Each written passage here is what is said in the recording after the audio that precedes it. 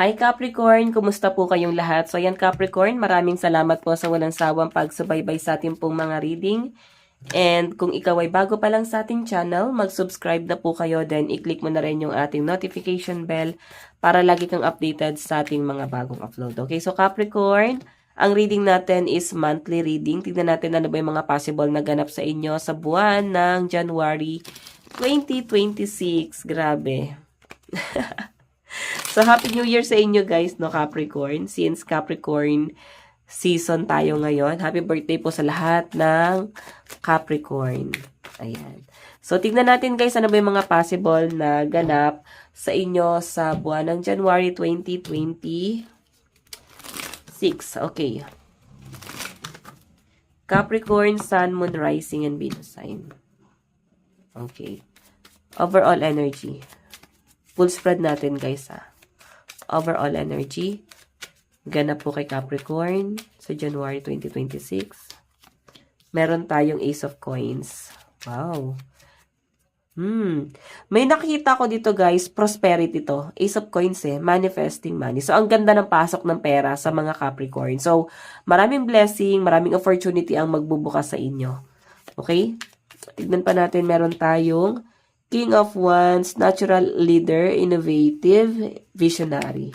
So, ito naman guys, pagdating sa love, parang nandun sa point na kalma lang, no? Chill lang kayo kasi may nasasagap akong Capricorn dito na medyo nadadala kayo sa emosyon nyo, medyo nagiging impulsive kayo pagdating sa relationship, like padalos-dalos kayo ng mga desisyon, may mga bagay na parang hindi masyado na pag-isipan ng mabuti, hindi ganon nagiging practical, like nadadala ng selos, galit. Yung iba naman dito guys, parang pinipilit, pinaglalaban pa rin. So, may mga ganong scenario. Titignan natin yan mamaya guys. Okay, overall energy sa energy ng mga energy ng mga Capricorn. Overall energy. Meron tayong the Star, Faith, Renewal, Healing. Okay, so moving on, more on, pag move on yung energy ng mga Capricorn dito, no, sa January 2026. So, ibig sabihin, possible na maka-move on ka rin agad. Ito, may energy kasi na parang medyo impulsive na pwede may mga tao ka makakaalitan, may mga tao ka parang makakaaway, especially sa relationship, nandun pa rin yung mga pagtatalo, nandun pa rin yung mga toxicity.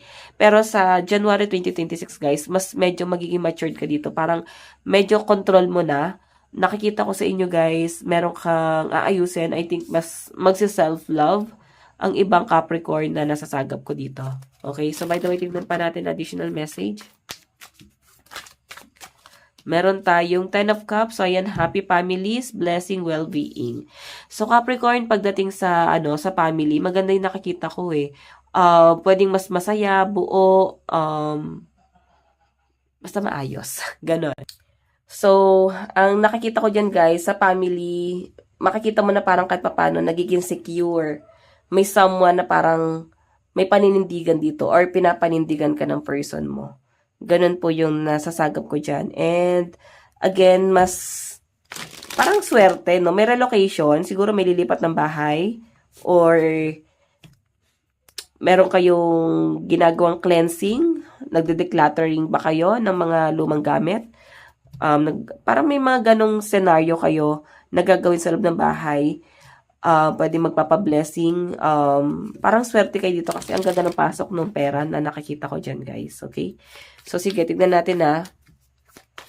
Pagdating sa kaperahan ng mga Capricorn, ayan, may nakikita akong travel or may paparating na pera. Okay, may paparating na pera dito.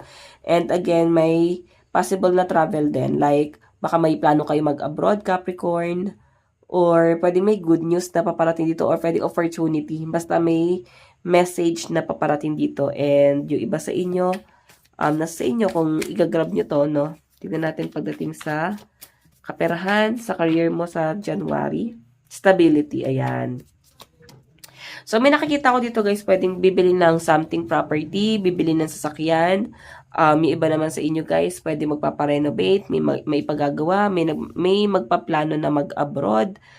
Ganon, may nakikita rin ako guys na mas secure ka pagdating sa pera. Ayan o, may pinaghahandaan, ganon po yung nakikita ko dito. Capricorn, may movement na. Parang kung na-feel mo na ngayong, kung na-feel mo na nung December, parang naubos ka, ngayong January 2026 guys, ayan o, medyo secure ka pagdating sa pera at magiging mahigpit ka. Kumbaga, paplanuhin mo kung paano mo i-manage ng maayos yung pera mo. So, may travel din or pwede guys more on travel. Puro travel ka ngayong January 2026. Okay? So, kasi secure ka naman Kumbaga, meron namang extra money. So, ayan, may mga lakad, may mga gala, pwedeng kain sa labas. So, masaya, daming gathering, daming ganap ngayong January. Okay? So, by the way, tingnan pa natin. Okay, pagdating sa love life mo, pagdating sa love life ni Capricorn, meron tayong 5 of Swords, War, Hostility, Dishonest Step, Victory and Hurt, Magician, ayun, di ba? Sabi ko sa inyo pwede may mga pagtatalo, may mga pinagseselosan, medyo toxic pa rin to, may mga conflict, pwedeng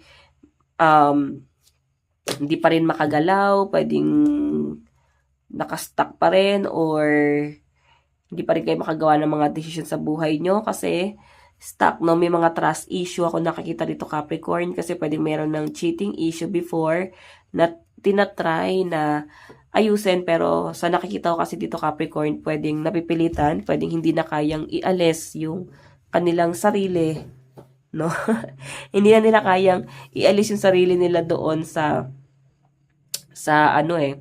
sa problema. Okay, na nagkaroon na nga ng issue may cheating na nga So, araw-araw may mga pinagtatalunan. Madalas, parang konting kibot, pag-aawayan. Okay?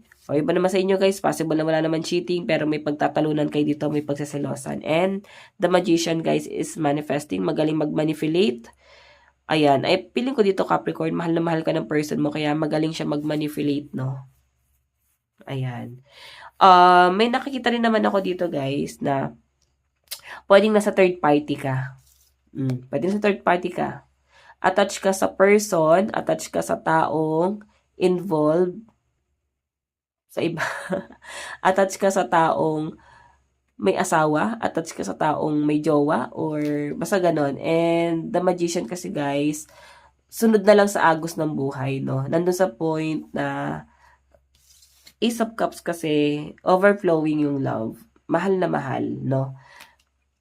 Medyo may pagmamanipula akong nakikita rito. Okay, pwedeng ma-fall daw yung ibang Capricorn sa iba. Pwedeng may new person na paparating. Puro komplikado. Ayan sa mga single guys. Marami ka pang makikilala dyan. Ito kasi the Magician Okay, marami ka pang makikilala. So, bibigyan kita ng advice. Okay, advice para kay Capricorn sa January 2026. Meron tayong cool your emotions. So, relax ka lang. Naku. Hindi mo mapipigilan. Hindi mo rin mapipigilan, Capricorn, na para mas maging masaya. Especially sa love, kung akala mo attached ka na talaga sa taong yun, parang may iba ka pa palang makikilala, no? Lalo sa mga single. Grabe, parang ang puso mo para sa lahat. Parang ngayon mo lang nararanasan ulit maging dalaga, maging binata. Pwedeng ang tagal mo na stuck, no?